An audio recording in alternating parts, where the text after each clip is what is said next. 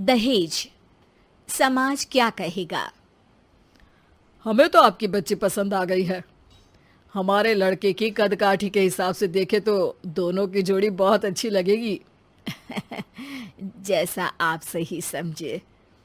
बेटा योगेश, तुम दोनों को अगर टाइम चाहिए तो आपस में अकेले में कुछ बात कर सकते हो। हम बाहर चले जाते हैं।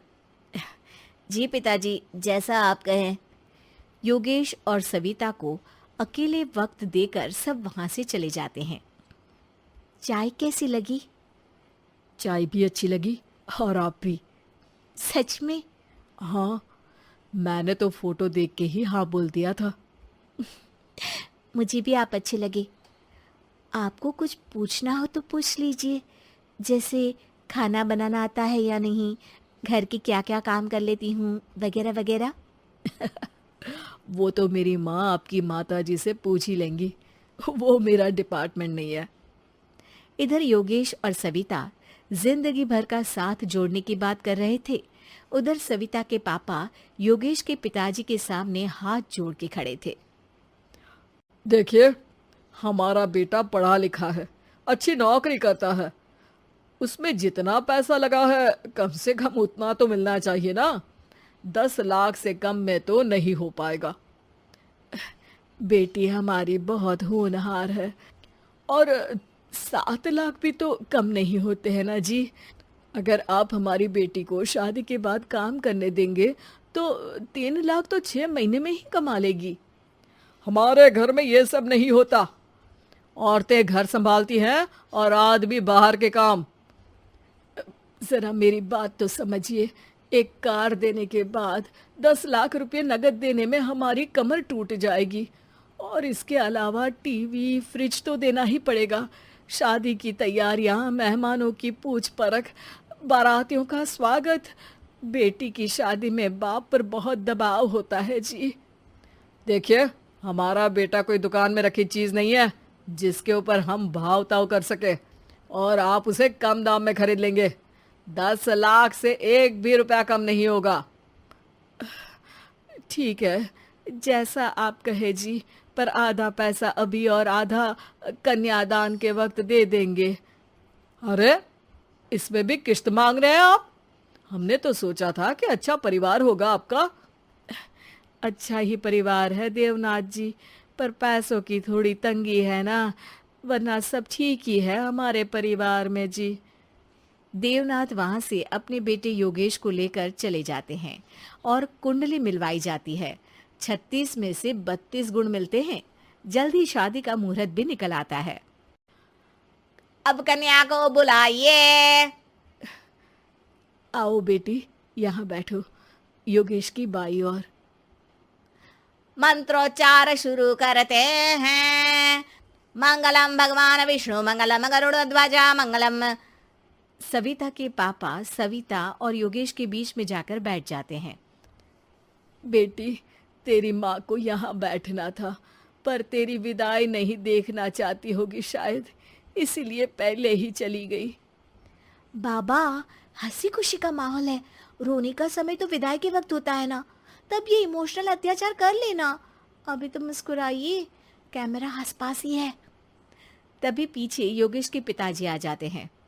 अभी तक पैसे नहीं आए आपके यहाँ से? उठा लूं क्या बेटे को?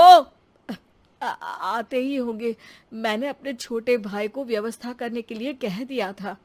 अरे तो जल्दी कराइए ना, वरना देर हो जाएगी। समझ रहे हो ना आप? योगेश और सविता दोनों एक दूसरे की तरफ देखते हैं। सविता चाहती है कि योगेश कुछ बोले, पर योगेश अपना मुंह दूसरी तरफ फेर लेता है। पापा, कितने पैसे की बात की है आपने? अरे बेटी, तुझे इससे क्या मतलब? मेरी डील की है ना, तो मुझे तो पता ही होना चाहिए। कन्यादान की विधि शुरू करेंगे। तभी योगेश के पिता वापस वहां आ जाते हैं। पैसे देते हैं या बेटे को उठवा लूं? मैं आपके हाथ जोड़ता हूँ जी, थोड़ा सा इंतजार कर लीजिए। देवनाथ वहां से चले जाते हैं। तुम अपने पिताजी से कुछ कहते क्यों नहीं? उनके सामने कोई आवाज नहीं उठाता। ऐसा नहीं है, कोई तो उठाएगा ही। तभी वहां सविता के चाचा एक बैग लेकर आते हैं और सविता के पापा को देते हुए कहते हैं, 9 लाख ही हुए। आत्माराम इशारा करके योगेश के पिता को वहां बुलाते हैं। क्या? सिर्फ 9 लाख? बाकी 1 लाख कहाँ है? नहीं हो पाए जी, शादी के बाद कर देंगे। अरे आप बात से पलट रहे हैं। जल्दी से अभी के अभी पूरे पैसे लाइए, वरना बेटे को उठाऊं क्या? देखिए मैं आपके पाँव पड़ता हूँ। रुक जाइए पापा, रिश्ते हाथ पकड़कर जोड़े जाते हैं, पांव पकड़कर नहीं। बेटी तू चुप रह। नहीं, ये कब से बस कह ही रहे हैं कि उठवा लूं, पर कोई उठ ही नहीं रहा। लो, मैं ही उठ जाती हूँ। बेटा, अपशगुन हुआ। दहेज लेना सबसे बड़ा अपशगुन है, पाप है, पाखंड है। और योगेश, तुम्हें मैं पसंद हूँ तो कुछ बोलते क्यों नहीं? और तुम्हारे पिताजी, अरे देवनाथ जी, आपके नाम में ही बस देव है, काम तो आपके असुरों जैसे हैं। पर गलती आपकी नहीं, गलती मेरे पिताजी की है, जो आप जैसे लोगों को घर की दहलीज भी चढ़ने देते हैं। लेकिन एक बात साफ है, मैं आपके घर की दहलीज कभी नहीं चढ़ूंगी। अरे बेटा, समाज क्या कहेगा? यही कहेगा कि सविता के भीतर की माँ दुर्गा जाग गई थी, जिसने पापा के खिलाफ, गलत के खिलाफ आवाज उठाई।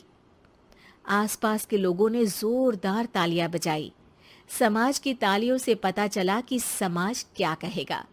समाज ने सविता की बात को स्वीकार भी किया और उसको अपने सर आंखों पर भी बिठा लिया। सविता के पिता में हिम्मत जागी और उन्होंने कहा, देवनाथ जी, आप कह रहे थे ना बेटे को उठा लूं क्या? उठा लीजिए। हमारी बेटी को आपका लड़का पसंद नहीं है और हमें आप